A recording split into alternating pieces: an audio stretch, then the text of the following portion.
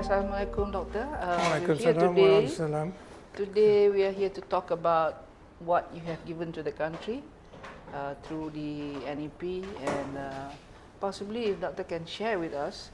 I mean, we know what were the successes, but from your own mouth, what was the target? Did you achieve the target? What were the success that you think it's something that has lasted till today? And most of us believe that the middle class at that time, the middle class Bumiputra, grew during the NEP. So how much of that is true?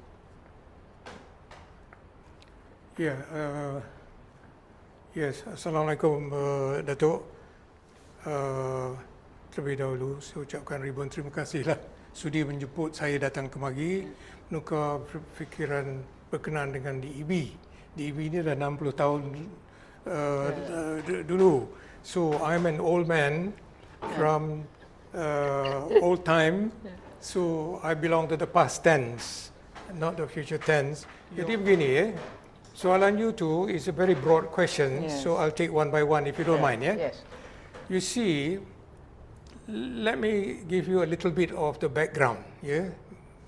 I was at that time I was a very young man lah.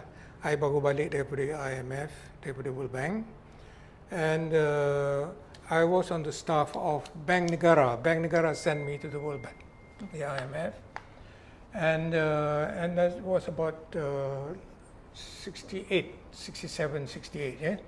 Bila saya balik kemari, I had a number of positions. I was in Bank Negara as acting chief economist, Bank Negara. I was also seconded to Tun Abdul Razak staff. I was also on the staff of Rais Razak. You see, so masa itu kita tak ramai masa itu. Very few supposedly highly educated. There were only 1 or 2 PhDs in the country at that time. One of them was Professor Nkwazis, my great professor. So from that time onward sampai sekarang 67 tahun semenjak merdeka, before merdeka, I was also involved in this Bumi, what I call Bumi agenda. Daripada student days, daripada form 5, form 6 sudah. Sebab saya asal dari kampung Separap Batu Pahat. Pergi sekolah kaki ayam, naik sampan, mandi parit, tak ada pilih air, tak ada elektrik, tak ada benda. So I know what is poverty from personal experience. My 2 sisters, younger sisters, tak ada, no education, nothing, illiterate. Ayah saya kuli kerja cangkul parit, satu hari RM2. Poverty, absolute poverty. Jadi, in 69 when I came back, we were on the point of finishing the first Malaysia plan. First Malaysia plan, which was a colonial plan. Colonial plan maknanya free market for everybody. No government intervention. Government tak boleh interfere sekali-kali dalam business. Free enterprise. American model, British model, colonial model. You see? So what happened, we were on the point of making the second Malaysia plan in the EPU. EPU dekat jalan Tun Datuk On, belakang Bank Negara. And the chairman of EPU was Tan Sri Tong Yo Hong. Deputy dia Robles. Mr. Robles. These are all well-known figures. Dan di Bank Negara, the governor of Bank Negara was Arwah Tun Ismail Ali. Right. Great Malaysian. Cambridge, Oxford. Dia punya English fantastic. Kalau baca dia punya English tu lebih daripada Mak Saleh dia punya English. You see, so that was the Jadi while we are doing the Malaysia plan macam ni di EPU, meletus 1969 racial riot. There are many causes, Datuk Harun di Kampung Baru, apa semua macam-macam lah cerita. But at that point of time, the Prime Minister was Arwah Tun Razak. The government was already stepped aside, and the advisor to Arwah Tun Razak was a Norwegian great economist called Dr. Jus Fahlen daripada Norway. Daripada Norway. He was the director of the Christian Michelsen Institute, of which I am still a member. Dah retire lah, dah 3-4 tahun dah retire, but I was a member. Jadi begini, so bila meletus 1969 tu, there were many around the table, banyaklah discussion, banyak point of view. One point of view is that we must continue with the first Malaysia type of Malaysia 5-year plan policy. Free market, don't interfere, it has given us prosperity. The other school say, look, we had the statistics to show that we inherited from the colonial masters an economy that was one of the worst, unequal in the world. I repeat, Malaysia in 69 was one of the most unequal countries in the world against the majority of the population, meaning Bumiputra, Malaysia Bumiputra. So, when we were drafting the second Malaysia plan, so we were all meraba-raba tau. It's not like today we have this information, you press ni. At that time, very difficult to get. So, we decided, mana these two groups ni, one group say, we have to change the policy from the first Malaysia plan to second Malaysia plan, where we want to have two trusts. One is Trust 1. This is then the DEB was developed. I have the document here to show. You have first. Can you bring the? This is the document that was developed. This was the result of the. So this is what happened. We developed these two documents. The thrust of these two, one is called Dasar Ekonomi Baru. The other one is called the 20-year perspective plan. Maknanya from 1970 to 1975, and then from 1990 to 20 years, 1990 to 20 years, berapa? 20-year perspective plan. So, the thrust of this policy is this, DEB, two trusts, tahu? No, Tun Razak selepas riot of 69, he wanted to reunite the country, to reunite the country,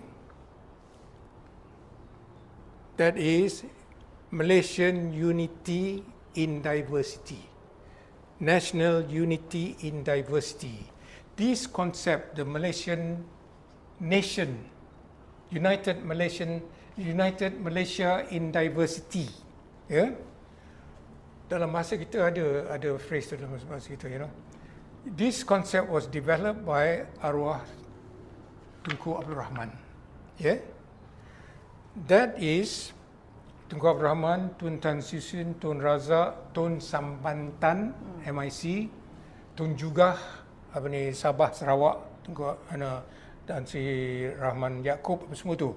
They were around the table, they developed this concept, Malaysian unity in diversity, where there is political equality for all Malaysians, irrespective of race, whether they are Chinese, Indian, semua equal. Achong has one vote, Ali has one vote, Ananda has one vote, semua equal. And that's one aspect. The other aspect is correction of the socio-economic imbalances, restructuring of society. Kita gubal semula syarikat ni, tahu. So Tun Razak, this was his policy lah. Politik, dia punya master plan begini, Tun Razak punya master plan. Correct me if I'm wrong, Zin. Tun Razak punya tu, politically, he united the political unity and it resulted in Barisan Nasional. Itu satu line dia punya, Tun Razak punya master strategy, political. Economic yang nak menggumal semula restructuring of the society was the DEB. DEB maknanya, DEB is the main thrust of the DEB policy, one is to eradicate poverty. We had one of the worst poverty at that time. To eradicate poverty irrespective of race. Dalam ni, you boleh tengok, I can show you what page. Irrespective of race. Yeah. These political propagandists katakan the DEB only for Malays. Non-Malays are kept out. Tahu, dia pusingkan betul. But nowadays, they acknowledge that it is abolition of poverty irrespective of race. Tanpa kaum. That is number one, yeah, to correct. This one, you must get this message across that the DEB was not for Malays. It happened, the Malays happened to be 70% of the population, therefore we talk Malays. They are the poorest because you have the Mak Saleh at the top, then you have the non-Malays, and then you Malays 70% bawah tu. Pyramid. Begitu. So, Tun Razak punya dasar tu, political, Barisan Nasional, DEB. DEB apa dia punya tu? Poverty eradication and restructuring of society. Yeah? That means let me take poverty first. Poverty, semua.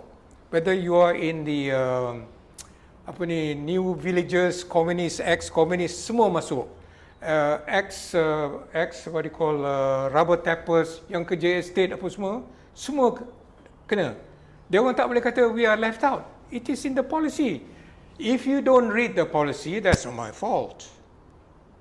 Kalau you sengaja kan tukar benda tu, it's your privilege lah. Yeah. This is a free country, bukan? But as far as I'm concerned, it's there. Yeah? 67 years later, I'm telling you, my cucu, that it's there. I can die in the grave happily. Yeah? I didn't take 1 cent of the non-Malay punya duit, harta, pekerjaan, nothing. Not one. This policy is for everybody.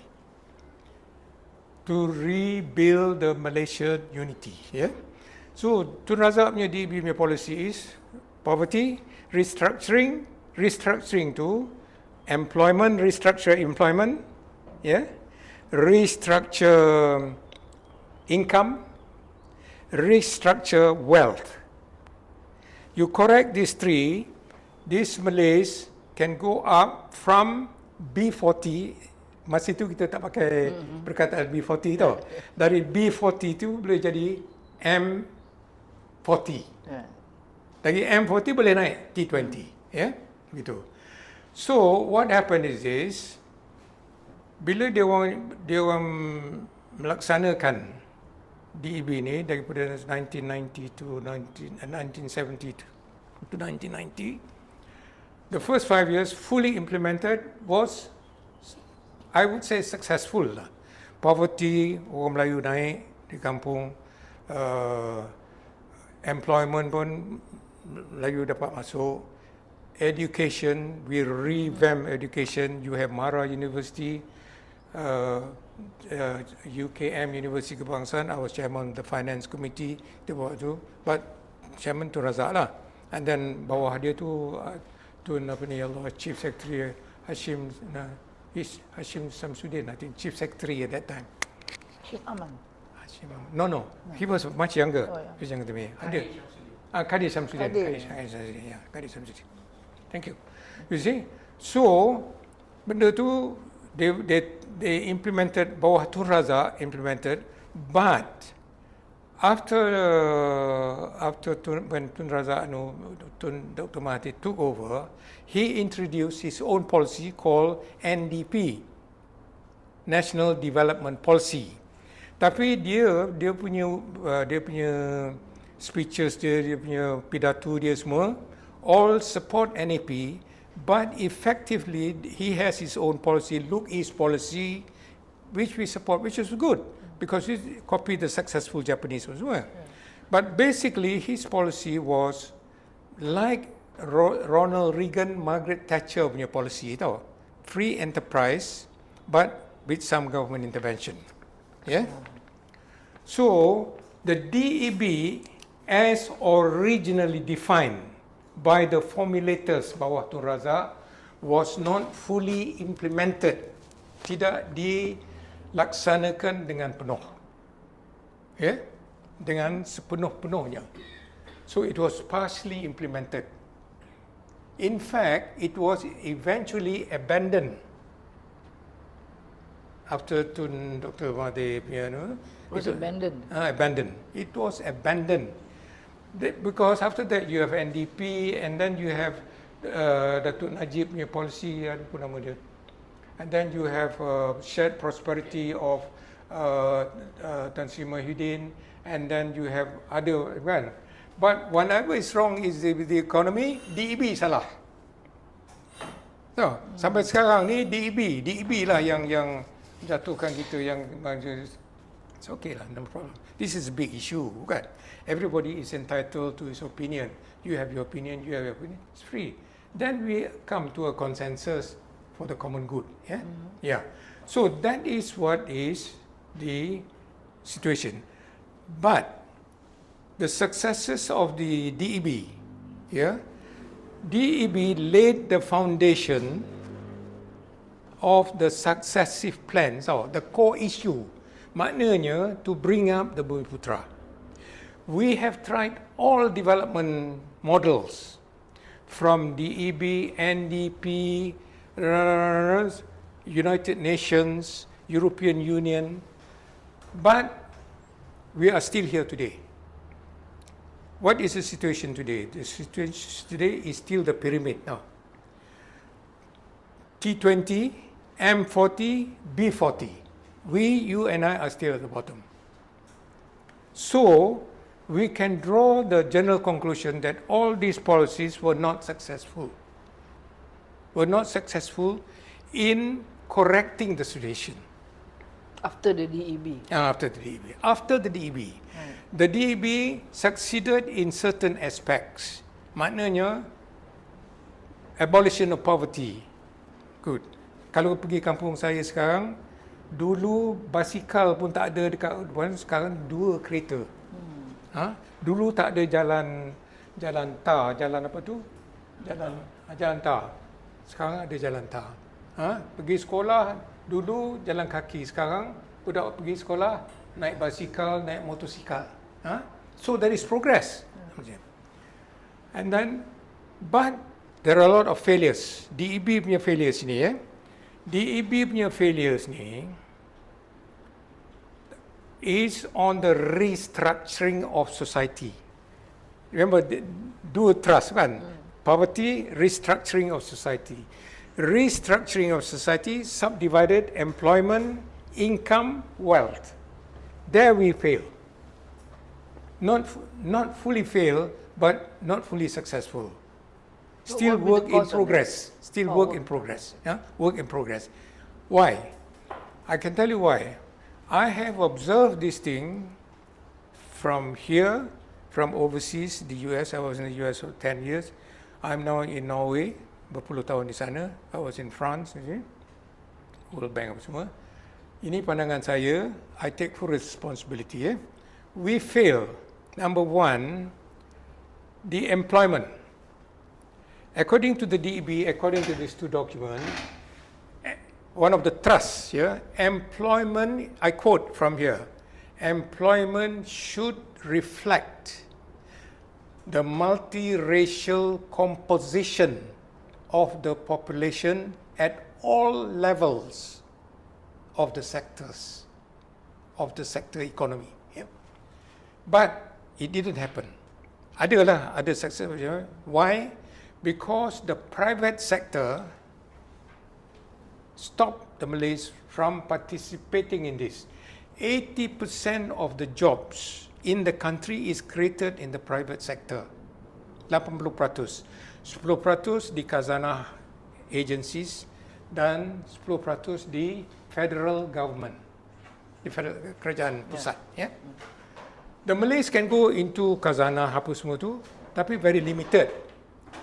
The big one is 80%. Dia orang tak boleh masuk. The private sector tak bagi dia orang masuk. they prefer to employ immigrants. So that's the point.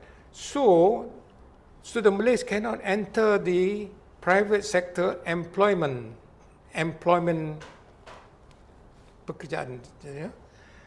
They blocked because for many reasons that you find out, ask MPM to research. The MPM must research this. The university must research this. The researchers have been done on this by ISIS dan juga Dr. Muhammad Khalid. UKM. Ada. You have referred to this. The detailed study ni. Yeah? And by some United Nations experts, including our institute yang kita buat tu, saya boleh bagi. Report tu saya boleh bagi pada you. Yeah? That is the employment. Melayu tak boleh masuk. Kalau masuk, bawah sekali. Gig yang bawah anu tu, they were the last to be employed and the first to be fired, to be sacked. Yang keduanya, the DEB fail. You remember one of the DEB trust is to create Malay and Bumiputra commercial and industrial class. Tahu? 30% target. 30% target tak sampai sekarang dah 67 tahun, 16% sahaja. Why? Also, the private sector tak bagi dia orang masuk in terms of the supply chain, in terms of supply chain, in terms of export-import business, in terms of manufacturing, retail business, and wholesale business. There are many other reasons lah. Many other reasons. But to me, these are the two core reasons why the Bumiputra are still at the bottom. In spite of all the models we have tried, except the communist model, kita tak cuba communist model, and I don't recommend. Yeah, I don't recommend that. Satu lagi tu Islamic model, Islamic model of development. Now, Dato' YAB, Dato' Anwar Ibrahim has launched the economy Madani, kan? It's based on the Madinah Charter of the Prophet Muhammad, which is inclusive. Pasal masa itu di Mekah, di apa ni? Bukan di Mekah, di apa tu? Satu lagi tu.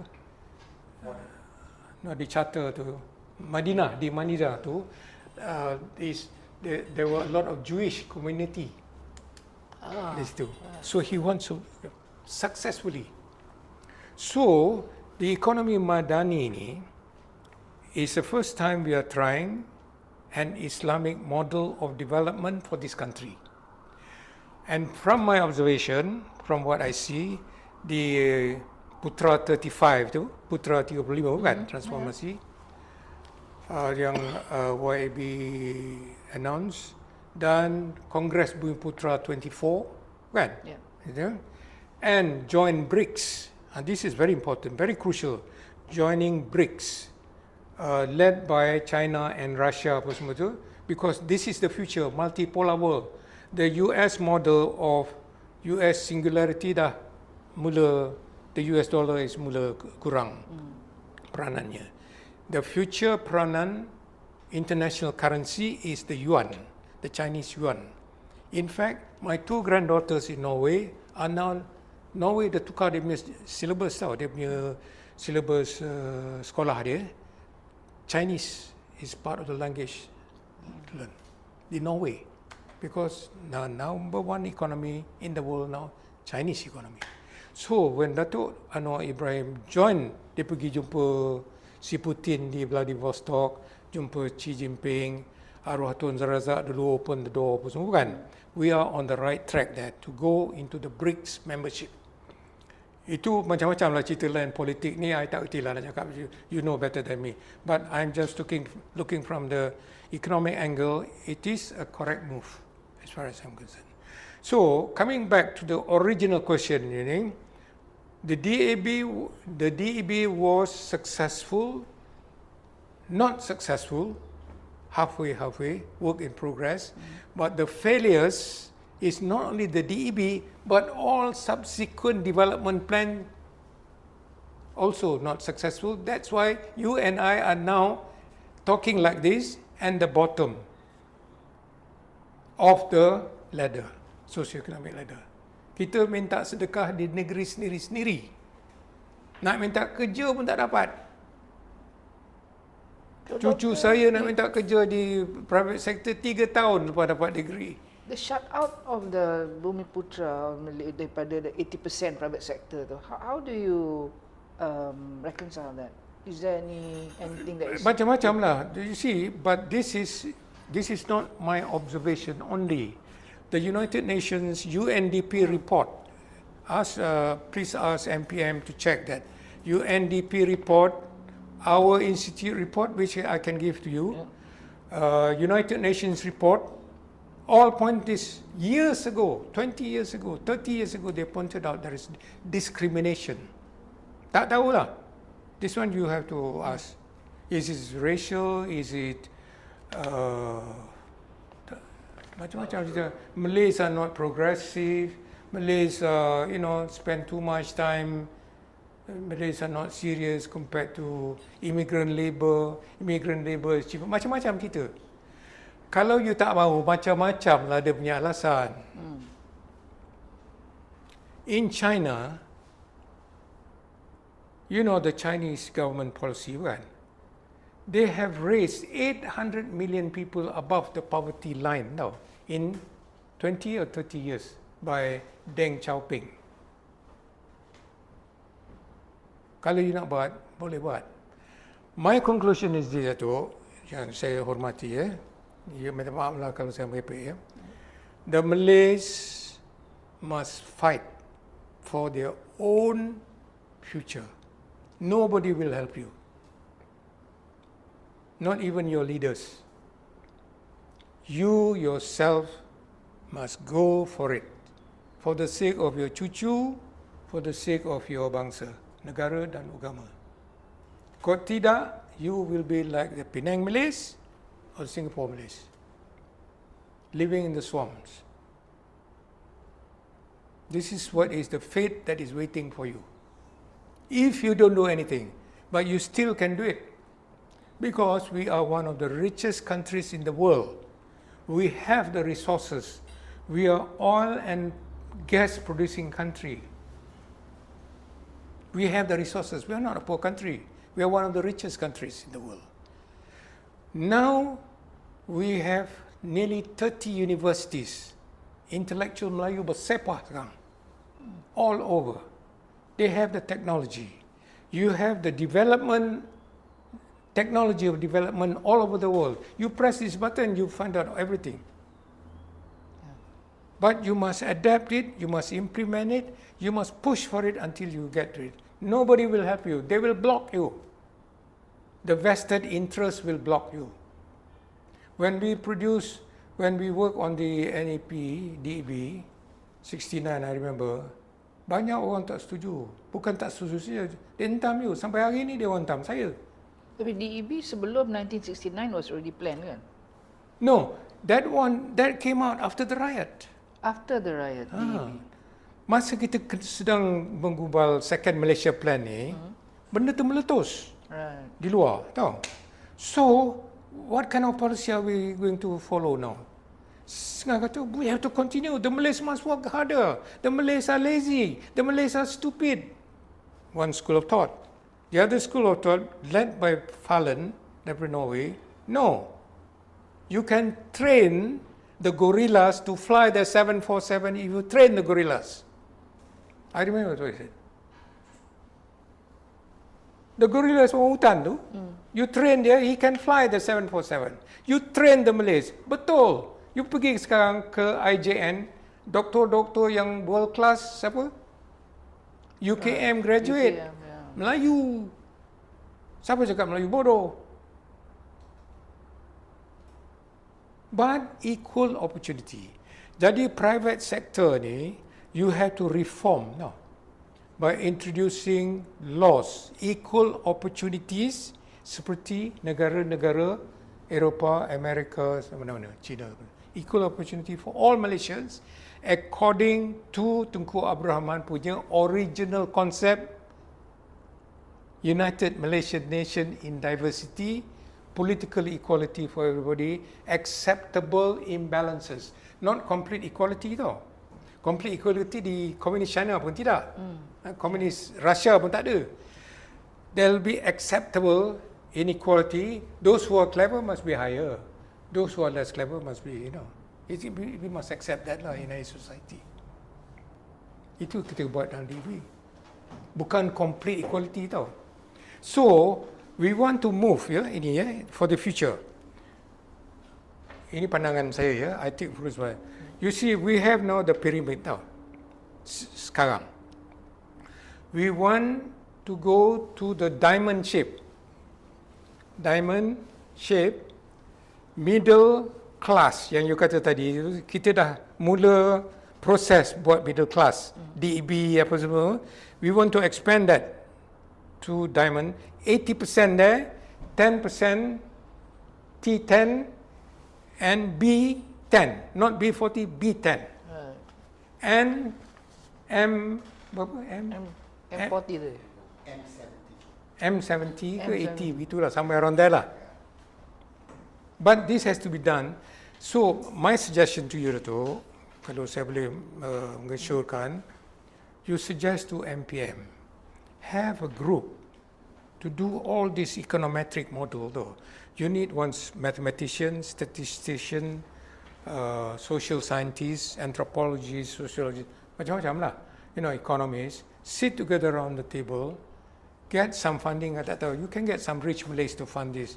We can try, we can find some Malays. They will contribute. Because ada juga yang mengatakan terima kasih DEB tolong dia orang dapat kontrak itu dia nak bagi balik tu hutang budi. Okay. They will fund this to do this study. You have a full document like this, 2 volume, the future development of the country for all Malaysians irrespective of race, tanpa kaum. Malaysian to compete in the world under the BRIC system.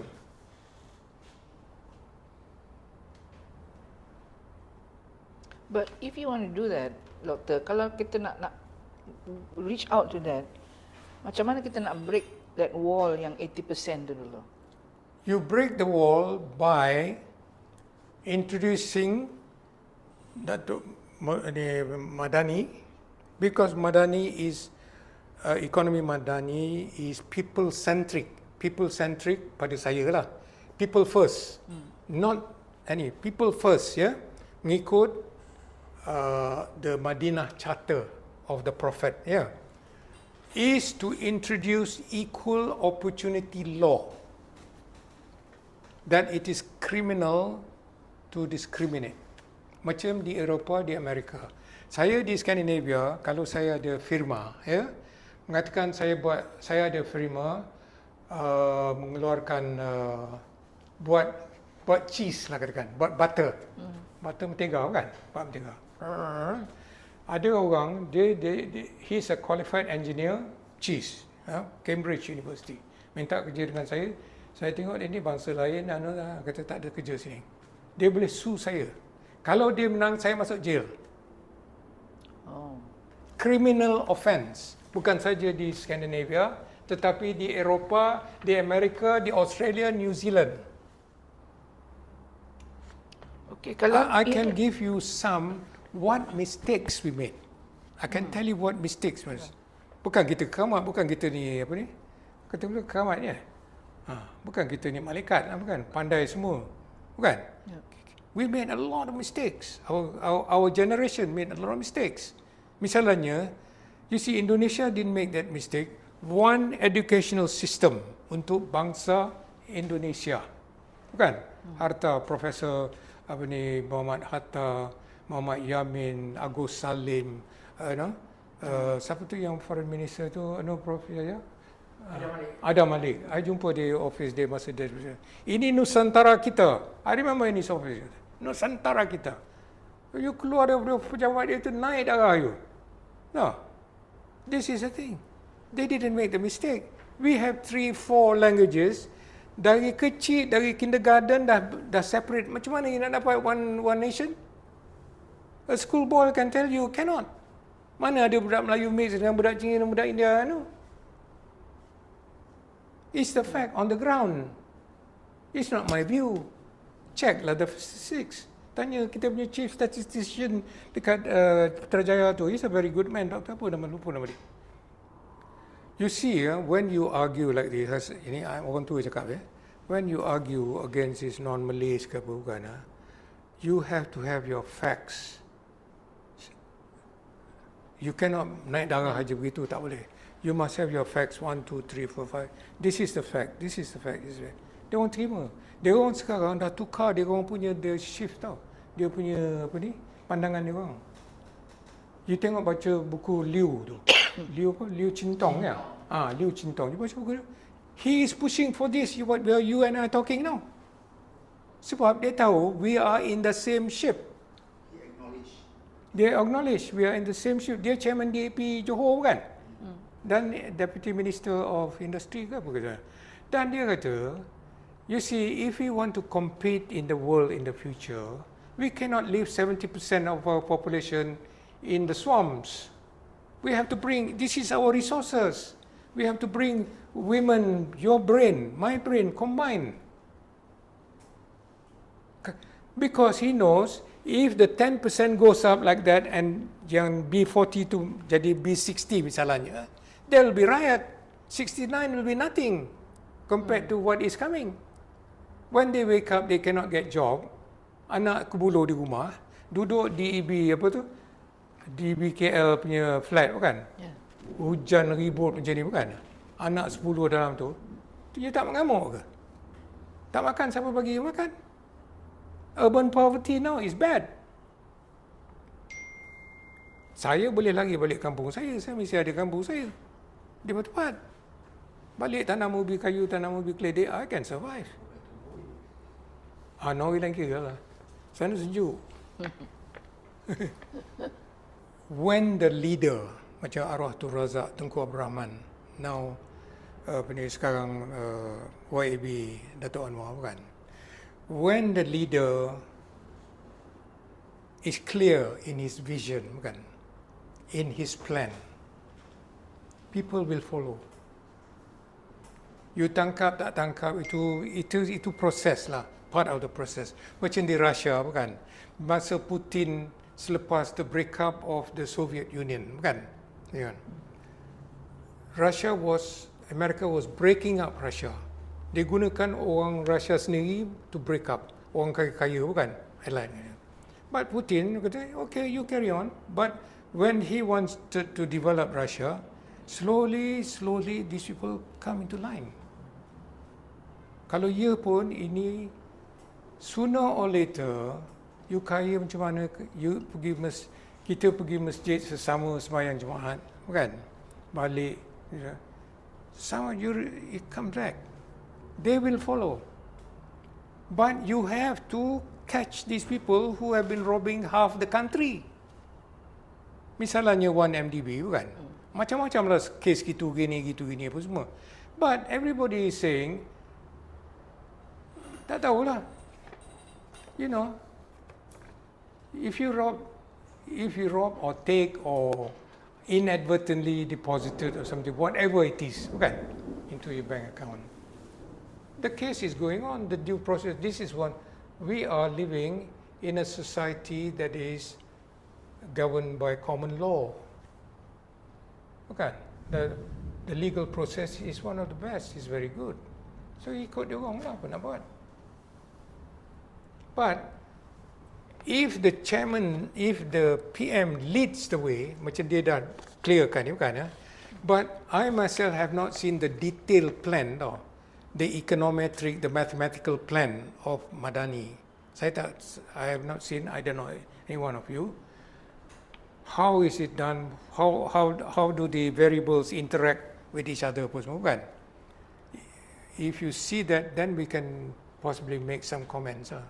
But sebenarnya secara daripada mass media, daripada it looks to me is good. He's going the right way.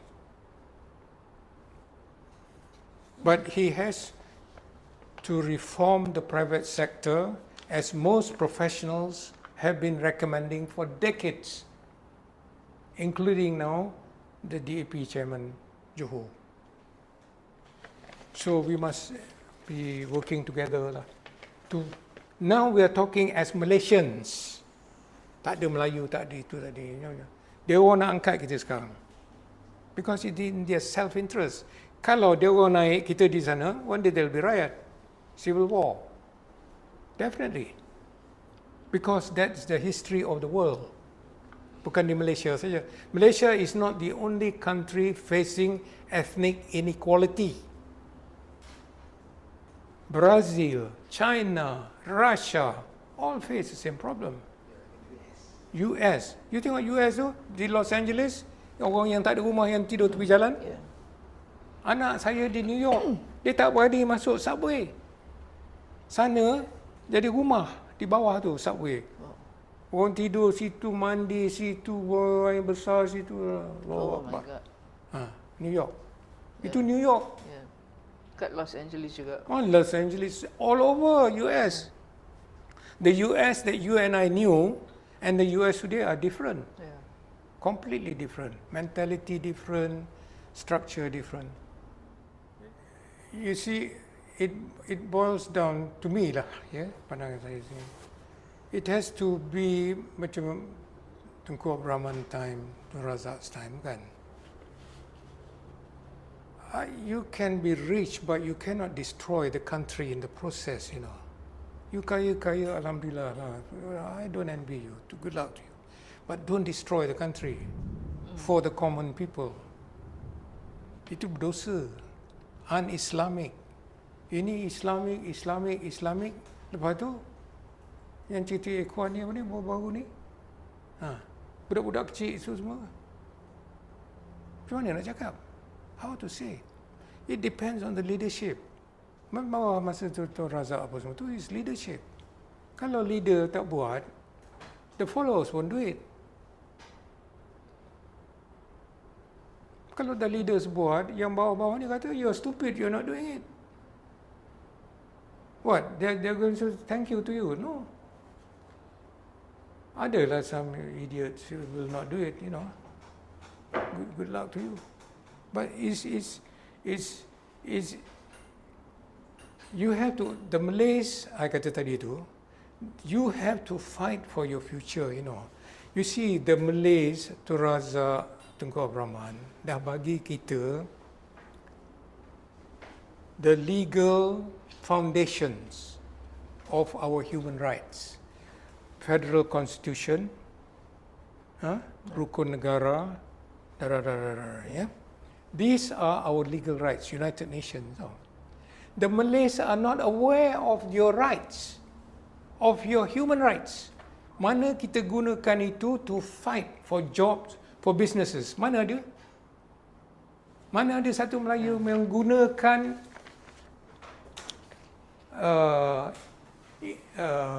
these legal provisions to fight for their rights?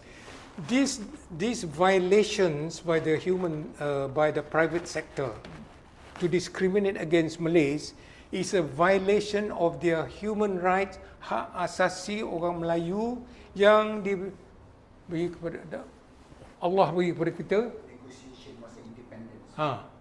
Maksud, that was part of the negotiation at independence, masa merdeka. Tapi kita tak gunakan. I talk to some of these Malay intellectuals, human rights, they are not aware of it. I can say that I'm one of those who's not aware of it. No, bukan. Because the government didn't publicize it, didn't dalam sekolah textbook apa semua tu. You have to educate the people. No. Macam cucu saya di Norway bukan? You know dia punya textbooks very clear tau. The independence from Denmark, from Sweden, jadi they grow up, bukan? They have the apa ni, macam Indonesia lah bukan? Yeah. Ini bangsa kita, negara kita ada di sini, and then now to go to the future you have to have technology, jadi you're a complete person. This is part of the thing. MPM can do it, publicize it. This is your rights. You can use these rights and sue them. This is given in the United Nations Charter. I pun tidak begitu, not so strong in that until I've been attached as senior consultant to this Human Rights Institute in Norway tau. I'll be very honest with you, bukan saya tiba sangat. But I've been with this institute, senior consultant berpuluh tahun di sana bukan. I tengok dia orang punya tu, dia orang cakap pada saya, yo, Tunku Abdul Rahman, Tun Razak, I've given you all these rights for you. Why don't you use this to fight? You're not using it. You don't even know what you have. You have big guns left and right, and then you go on using stick.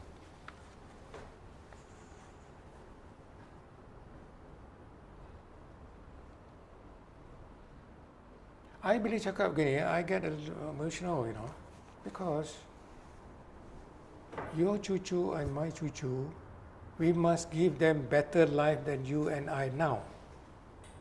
Ini warisan kita kepada anak cucu cicit kita. They must have better life, better jobs than us. Sebab ini negeri dia, tanah air dia. Kemana dia nak pergi, nak lari. Ada satu dua boleh lari ke Sweden, ke Indonesia, ke mana. Yang lain sangkut di sini. Kalau tidak, kita hanyut. 20-30 years from now on, we are gone case. Because you're pushed by the system to the side. The price system, the economic system, the present system is pushing you every day to the side. This Hong Leong tau. Dia kata we are number one insurance. They surat khabar full surat khabar. All the stuff. Satu Melayu tak ada. Not Tun Azmi ke Tun Zaki made the same comment. Mana dia kata Melayu? Melayu tak nampak ni. Dia pun tak baca surat khabar itu. You don't fight for your rights will be taken away from you by default. Dengan tidak sengaja, you lose your rights.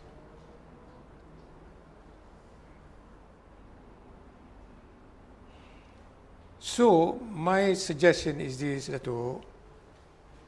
You can advise our Prime Minister. I knew his grandfather was in Jeddah when I was in Tunku Abdul Rahman. Really? Yeah. You advise for dia, you introduce this law, equal opportunity law in the private sector. Make the private sector equal opportunity in terms of employment, in terms of business. And this is also recommended by Liu Chin Tong.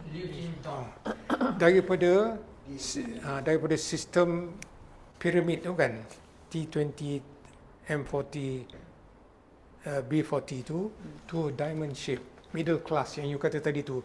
Dari middle class ni jadi 80% middle class. Then the Malaysia safe. Because bila middle class ni is multiracial, dia orang same housing misalnya bukan? Macam tempat rumah saya tu kan, housing. Itu Mak Saleh, itu Cina, itu Melayu, itu India. We all have the same interest to defend this against outside. We are Malaysians. Bukan ini kampung Melayu. Ini kampung Malaysia. Orang Malaysia. Anak saya lari dengan anak dia. They are Malaysians. Baru ni 2-3 minggu lepas they had a festival of culture. Melayu tak ada culture. You ingat tak tu? India, China, orang Yeah, the melenting. excuse was terlupa, I wrote tererase. everything and orang melenting. Baru dia kata dia apologize. How can you apologize? You mean you live in Penang, you don't know that I'm Malays in Penang? They don't have culture Boria apa semua tu. Oh, we forgot. Apologize lah. Sengaja. Kalau you tak fight for your rights, you'll be kicked out. Simple as that. And you cannot blame Tunku Abdul Rahman, you cannot blame Tun Razak, because you have been given all these rights. Perlembagaan 153, 152, bahasa Melayu kita 152. 153. 153. 153 is economy bukan? 152 bahasa bukan? Yeah. 152 bahasa. Apa lagi? Ada banyak lagi. Kan? They have given it. But if you don't use it, apa nak buat? But the Malays have come up, I mean, over the years, No, they have especially come the up. micro and the SME sector. But how much masa DEB did they look at that part of the economic development for the Malays? Yes, the DEB was intended to bring up. Yeah, first 5 years. When it was fully implemented. Bila half-half tu jatuh lah. No, success rate tak tahu lah masa tu. But I still think the DEB is still a work in progress. You have to reform the private sector.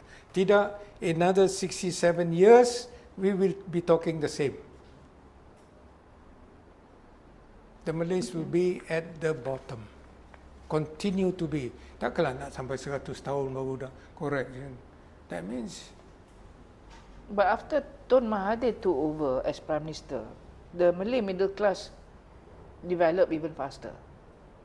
Is that, you think that is a No, you see, Dr. Tun Mahathir, he had his strong point and also his weak points, you see. Now, you're right, the middle class, because the economy under him was prosperous. The country was rich. Some Malays got rich, but the majority of Malays are still at the bottom. That's why we're here today. Right. He made Malaysia and he also unmade Malaysia. Read the book by his anak saudara dia, Ahmad Mustafa, The Making and Unmaking of Malaysia. Yes. The Making of Malaysia by Tun Razak, The Unmaking of Malaysia by Tun Dr. Mahathir. I know him personally. Masa dia susah dulu, saya tolong dia. Saya was in Bank Putra. Kan? Good luck to you lah. Tun Daim also kita tolong dia. Dia Melayu, semua Melayu. I still see Tun Daim. Dia uzur sikit. So, but good luck to you lah. You rich, good luck to you. I don't envy you. But get rich, but build the country for the ordinary Joe who work 6 o'clock in the morning to go and become gig, naik motosikal, risky, kena langgar motorcar, tengok orang lain, semua Melayu. Allahu Akbar.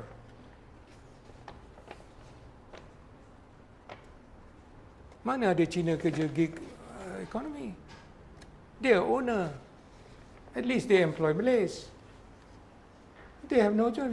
A lot of them are graduates. Yang gig economy ni, graduates. Yeah, graduates. Yes. Dia kata, I earn a lot of money. I say, good luck to you.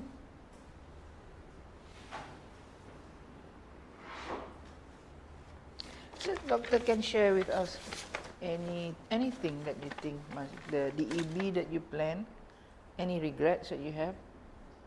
What could have happened? The regret I have is that it is not implemented fully as designed by the formulators, by the people who made them.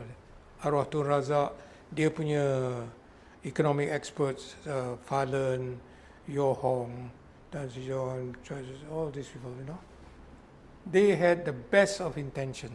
Tak ada udang balik batu. It's for Malaysia for Malaysians. Bukan Malay hegemony, bukan tuanan Melayu. How can you be ketuanan Melayu kalau you jadi driver?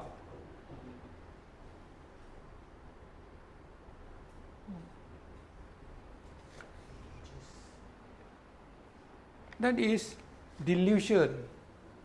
that is fantasy. What would be the kekuatan DEB tu yang patut diteruskan lagi hari ini? The same thing, tak ada tukar. They tried to abolish the EDB, you know. Macam-macam dia orang buat. Dia hentam dia kiri kanan. Poverty, you tak boleh lari. You pergi ke mana dunia poverty. Everybody must get above the poverty line. United Nations. Kedua, restructuring society maknanya everybody must be beneficial to the development process. Nobody should be left out of the development process of the country. Beneficiaries. Nobody should be left out of the development process. Kalau ketinggalan macam ni B40 ni bukan, they get bigger, inequality becomes bigger and bigger, then you have political instability, social instability, civil war or riot. That's the history of the world. You don't correct this, you'll get 69. The new 69. The new 69. Maybe civil war. Tapi kalau Melayu siam duduk ini takdir apa nak buat, then you just quietly disappear lah. You'll be huddling among yourselves by the sides. The main thing in the main building, in the main boardroom semua orang dia.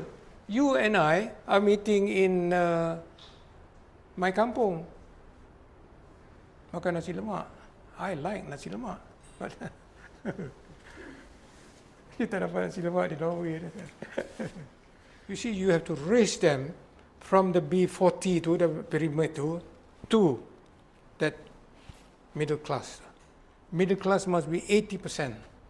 Then they have enough income to pay for the housing, for the school, for the food, bukan? Inflasi and income tax. Yeah. It can be done. Pada pandangan saya lah, it can be done. Sebab we are a rich country. We are not a poor country like some of those African countries, bukan? We are rich. We are producing oil and gas from 18 something dulu sebelum orang lain. Di Borneo bukan? North Borneo tu dulu. Prof? Yeah. Bukan? We have the money, trillions. Although in theory, I suppose theory lah, sebab kita ni rich country. The economy goes cyclical lah. You have this virus ni bau-bau ni. I found this on the web for economy cyclical. Check it out. Sorry. Macam mana itu? Cyclical lah. Mungkin sekarang is picking up speed. Mungkin sekarang then private sector will, ringgit pun dah naik sekarang balik, bukan all this thing. So it may be cyclical. The economy has two problem, two aspect. One is cyclical structure, the other one is structural. Structural maknanya dia punya tu lah. Dia punya tiang, dia punya tu lah.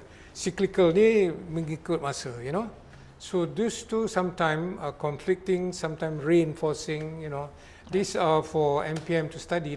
You can make projections. This is why ekonomi madani ni, kalau kita ada dia punya econometric model dia, auto statistics model dia, then we can project. Sekarang ni, computer power is very powerful because this is a computer. This phone has more power than when those astronauts flew to the moon 20, 30 years ago, which is so strong. We have now, we can project, to the last detail how the Malay economy will do for the next 5, 10, 15, 20, 30 years again. Masa kita buat DEB dulu, kita tak boleh buat gitu. Kita buat kena jenam because we didn't have the calculating power, the calculation power. Dan mathematics kita pun masih suppose very slow. Sekarang ni, kita punya, you have to use the university, intellectual Melayu di university, professor. Gunakan dia orang. They are all very nationalistic, but you must tap them. Bawa ke ni, we want to do this is, I can As long as I'm here, as long as I'm alive, as long as I can still add 2 plus 2 is 4, not 5, I will sit down with you. Yeah. But now you can create a comprehensive Malaysian economy in the computer model where you can predict, you tekan ini, sini jalan ini. You tekan, if you increase inflation by 5%, what happened to the Bumiputra labor? Then you can see in the whole system. What will happen to investment? What will happen to private sector? You see? This is the work of the EPU, Economic Planning Unit, Prime Minister's Department. Ini dia orang punya tugas, dia orang gaji besar sana. This khazanah boleh buat ni, khazanah. Gaji dia orang, si anu tu, gaji dia sebulan 80,000. Hamba Allah tu, good luck to you lah. But produce the work.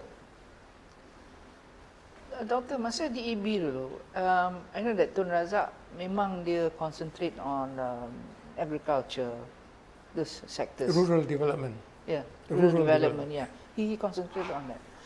And I think today we're going in full cycle, correct me if I'm wrong, that agro-tech economy is going to be the main thing now. But In the future, yeah. Yes, but high-tech agro. Yes, but we are not putting enough focus on that.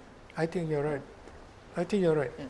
You see Tun Razak, dia dengan tongkat dia tu kan, ketopi tu, Yeah. tongkat pergi ke kampung, tengok sana jalan sini, sini lah.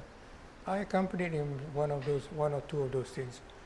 Dengan sendiri jalan, you know. And then he spotted the ADO ni, dia ni ada potential, gaya dia cakap, dia spot, bawa pergi ke EPU tau, bawa jadi staff dia bawa kemari, you see, and groom them.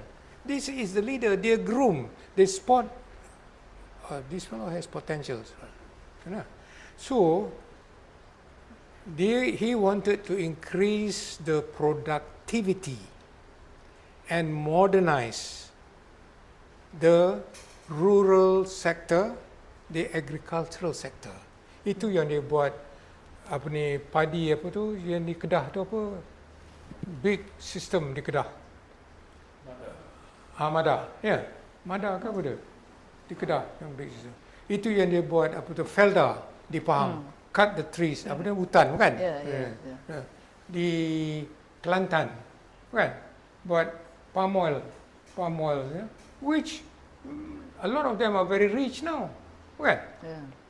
So, but years later lah, but he had the vision, you know, the man had the vision. But unfortunately, he passed away very, very young. I saw him in London. That's Allah Aksan. Anyway, that's a real story. The point is this: he wanted to raise, because the Malays were in the rural sector and the fishery sector, Yeah. perikanan laut, kan? But I think somewhere along the line under Dr. Mahathir, he focused on big industry. Dia nak ikut Korea, dia ikut Jepun. He neglected, I would say he neglected. Yeah. He Yes. did not visit one kampung, I think. Sorry lah, maybe I'm exaggerating. I know him well, you know, sorry.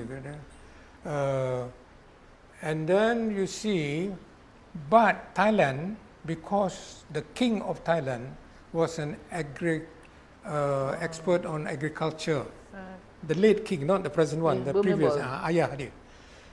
So the Thai population, they focus on agriculture, that's why they are so advanced than us, because they imported American advanced agriculture, horticulture, bunga-bunga, betul kan? Yes. We neglected it, but we are now catching up. What? It just you said that the apa ni, tilapia in the desert. What did they use? Was it something like what? Dia orang makan, The- di Eropah dia orang makan. Tak, I mean, what did they use to Tak as tahu. water? Dia water tu about 1 mile deep tu. Dia masuk kena. Did they use something like what the Gaddafi did for Libya when he Yes. created the huge river system? Gaddafi. Yes, you are right. I think that was something he wanted to do, And that but raised he the didn't get income, to you do know. it, yeah. That raised the But income. it didn't work out that well, although we don't know why. But when I was studying in UK at that time, we saw the presentation. I thought was a brilliant move Yes, to create that reverse system. It was very advanced, very far ahead. Dia juga yang mengesyorkan gunakan dinar, Yeah. kan? Maybe You're that, right. I think he was killed for that, I think. That one was, it was a success. But dia orang bom tu, Yeah. NATO bom, semua tu dia orang bom. Oh, NATO bom. Itu cerita lain lah. NATO ni cerita lain lah. but that, I think he was the first one to create, wanted to have that reverse Yes. system. He was a pioneer. Yeah. Dia banyak projek yang, you see, under him, Libya was very successful. The people live well. Itu dia orang bom dia habis kan, hancur. Dia orang sengaja lah dia lagakan gitu gini bukan. Itu dia orang punya sistem lah, the colonial system. Dia orang datang kemari, dia orang lagakan Melayu against Melayu, gunakan the Malay elite, Sultan apa semua. Ini cerita lama lah.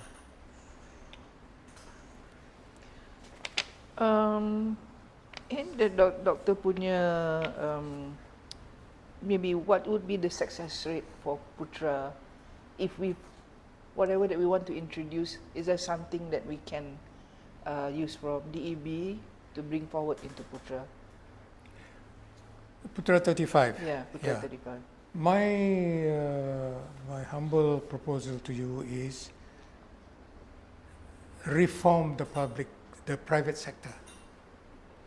Introduce the equal opportunity law in employment and businesses, as in other countries that practice human rights. The private sector is violating for the last 67 years the human rights of the Malays given by Tun Abdul Razak, Federal Constitution, Rukun Negara, everything. But luckily for them, the Malays don't know their rights. So they got away with it. Monopoly profit, monopsony profit. No, sorry. Yeah. Reform the private sector, and I can berani cakap Madani will be very successful where the others failed. To create this middle class, which will be multiracial but majority Malays berputra yang ketinggalan di negeri sendiri. Sampailah sekarang, Allahu Akbar. Assalamualaikum, Dok. Waalaikumsalam. Tadi you did mention about certain requirement in order for the government to accept the immigrants to be citizens of Malaysia. Now, the main criteria is actually the rights for the Bumiputra needs to be protected. Yes. And, can you elaborate a little bit more, and why do you think that most of the Bumiputra are not even aware of such requirement in accepting the immigrants as citizens of Malaysia during the Merdeka announcement? You see, my short answer to your question is this, as far as I know lah. You see the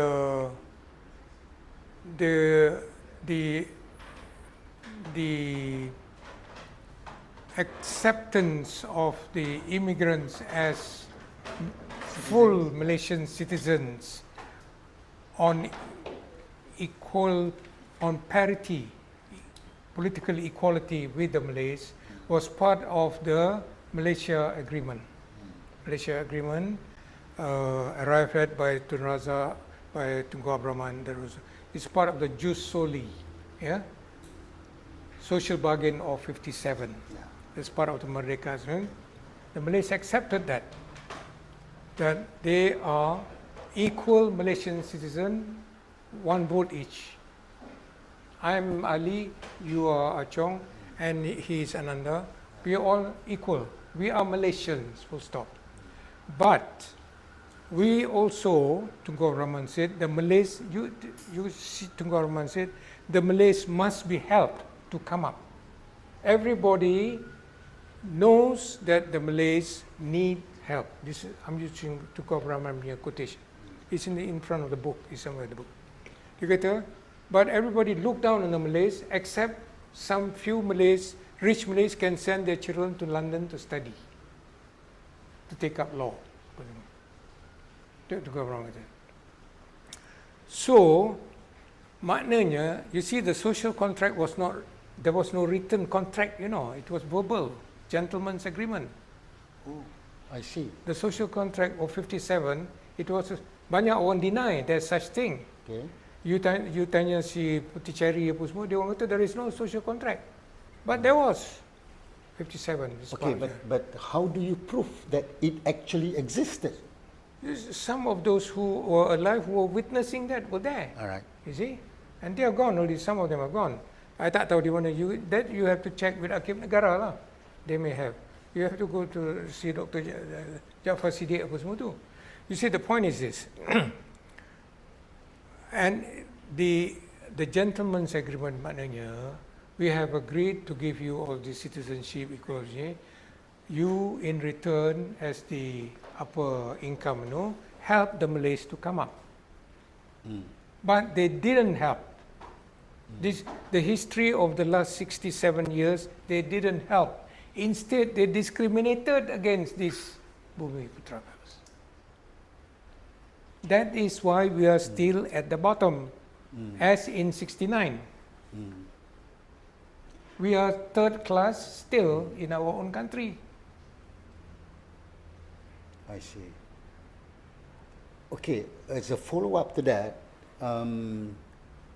there is a strong perception that the sabotaging, if I may say it, sabotaging of the DEB is because they perceived that there tend to be a bias in favor of the Bumiputra. Yes. So meaning to say, from the Tun Abdul Rahman days, the concept of inclusiveness were not even included.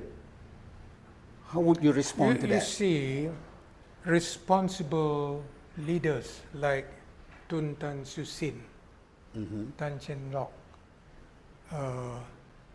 were for the NEP. This I can say, you know, I was on Tun Tan piano, not very long. What was that? Great man, he was for it.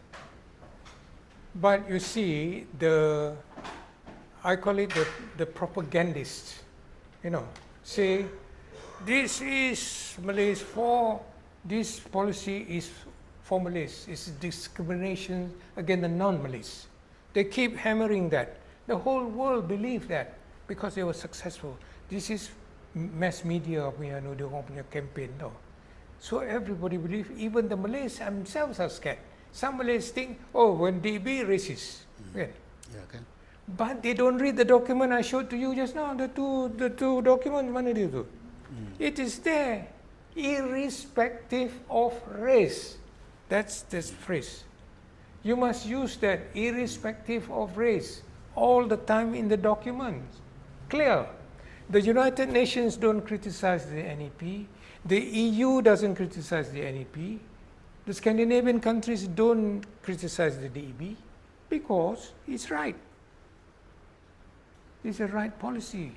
Now the younger generation of non-Malays, the responsible younger generation are shifting. They say the NEP saved the country, not destroy the country. Mentioned by the DAP. I can show you this. Okay, I have all that right. article somewhere. Yeah. Somewhere, but Yeah. I can send it The to you. DAP Johor guy, is it? Not him. This is John Teo. Oh, okay, okay. Dia punya artikel All right. hari ini. The Alright. DEP hari ini ke semalam, Okay. save the NEP, save the country. Because he's right. From 69 to now, there's not one single riot. Mana ada riot? Okay. My final question, if I may, Radha. Just now, we understand that the NEP actually promotes the concept of inclusiveness in eradicating poverty and restructuring the society, Yes. meaning it is also in line with the Madani concept, which is actually people first, right? is in line. So do you think that the Madani concept of our Prime Minister now can be better explained with clarity, with preciseness, in order for it to be understood, well understood and practiced by the citizens of Malaysia? You see, the core issue of both the DEB and economy Madani, the core issue is people first, people-centric. This one is based on the Madinah Charter of the Prophet. Bless him, you see. This one is based on the Scandinavian model. People first. Nobody is left out of the development process. This one is also, kalau you interpret betul-betul, nobody is left out. Everybody is included. So the core issue is the same. That fellow has cancer, this fellow has cancer. Sama. Tapi dia mungkin cancer kaki, this fellow is cancer head. Bukan? Ubat lain, tapi But both should be treated. but should be treated as cancer, not as headache or bagi aspro. No. I understand. We have been giving aspro for the last 67 years to this patient. So wrong medication. Wrong medication. Bukan DEB saja. DEB, NDP, shared prosperity of Tansi Mayudit. Siapa lagi ada lagi banyak. Why are they all failed? Maknanya we are giving the wrong medicine. Bukan? That's my Pantai Hospital doctor kata lah. Which is true, you see. If Rais, I give you headache every time when you have kidney problem, mana benda tu nak jadi? 67 years, bukan setahun 2 tahun. Allahu Akbar. Right. Okay, that's my final question. Back to you. So Doctor, just to close the discussion, Doktor boleh bagi nasihat pada kami, apa engine of growth yang patut kita apply untuk our economic plan for the next few years to achieve whatever that we discussed just now? You see, sorry I'm repeating myself, pada pandangan saya lah, I think Dr. YAB Dato' Anwar punya policy, what he's doing, joining BRICS, people-centric, people first, kan? Dia punya putra 35, semua ni bukan, is to bring the people up. I think is the right thing. In addition to this, rasa saya, he must look at the reform the private sector. If dia berani, kalau dia dengan persetujuan yang apa ni Dr. Liu apa semua kata tadi tu, kan? Introduce equal opportunity law in the private sector, saya rasa, my gut feeling tells me, he will succeed while all the others, including the DEB, fail. He will be the one who will break the pattern. Reform the private sector. Because all the elements are already there. All the, you are making a cake, kan? All the ingredients are already there. You, dari dulu tu, kalau you nak buat cake tu, you have to put this. Dah ada dah sekarang, kita dah tahu. Okay. You have additional. Where they fail, he will succeed if he reform the private sector. Melalui undang-undang equal opportunity for private sector. And the private sector has changed, their policies sekarang pun lain. They tahu benda ni, kalau benda ni, the gap widen, there will be trouble. And it will backfire on the private sector. Business will go down, as you say just now. Private sector is slow. You see, if the Bumiputra 70% are successful, they will increase the effective demand of the economy. The private sector profit will go up. The cycle will go up. The structure will go up. You see, when I was undergraduate, even today, we learned there is a simple equation. No? I think I'm sure you know. Y is equal to C plus I plus G plus X minus M. Simple. The Malays must be in all this. Then we will all go together. But this MPM sebagai one of the leading Malay think tank kan, must take up all these issues. You must form this group, group on statistics, on mathematics, on econometrics, Islamic development model, and then have a comprehensive plan where you can project using computer mathematical. They can project people walking on the moon now using simulation technique. Yeah. I don't know how to do it, but I know some parts of it, but not all. Kita tak boleh mau raba-raba lagi sekarang, because the knowledge is there, the technology is there, the human resources, intellect Melayu is there. Dulu tak ada, sekarang 30 lebih daripada university. You ambil lah profesor-profesor tu, ini untuk bangsa, negara dan agama dan cucu you. Cucu saya, cucu you. Is this amal jariah kita? How do you nak convince, nak yakinkan kerajaan untuk bagi fokus pada high-tech agro dan agro farming dengan fishery? Because itu yang two main area yang I would say that is banyak Simple. Melayu tu. Dangle the profit in front of their eyes. If you go high-tech, 1 acre in my kampung, 1 acre of land can produce 1,000 ringgit of coconut.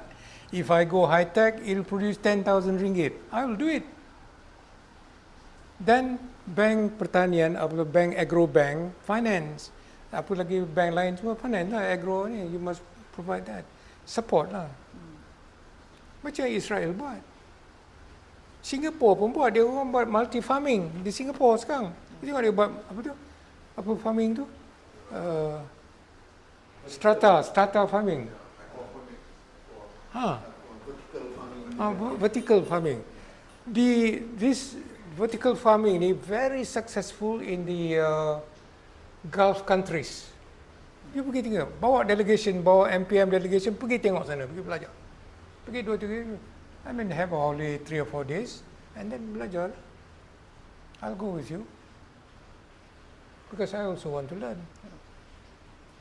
High agro-tech is the future, because that's where it is. The future is, the world population is increasing like that. The food in the future will be the, is the demand. Tak cukup makan. Okay, Doctor, thank you so much. Ya, terima kasih Datuk. Terima kasih Datuk. Terima kasih banyak.